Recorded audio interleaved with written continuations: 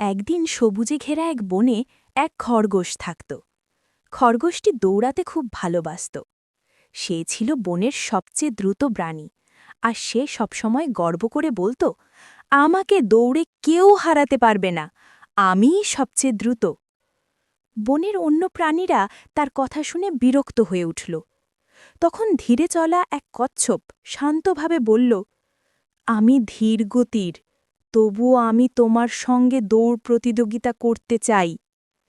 খরগোশ হো হো করে হেসে উঠল, তুমি আমার সঙ্গে দৌড়াবে? এটা হবে সবচেয়ে সহজ প্রতিযোগিতা। তবুও খরগোশ রাজি হল।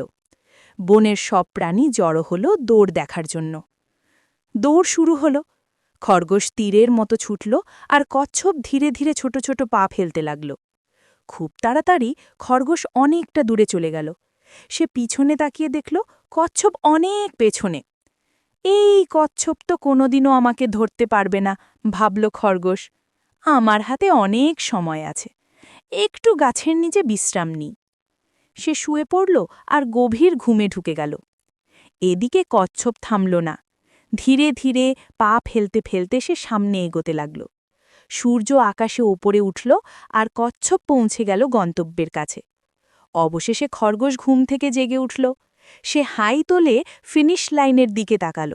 হায়, কচ্ছপ প্রায় গন্তব্যে পৌঁছে গেছে। খরগোশ দৌড়ে ছুটল, কিন্তু তখন অনেক দেরি হয়ে গেছে। কচ্ছপ সবার আগে ফিনিশ লাইন পার করল।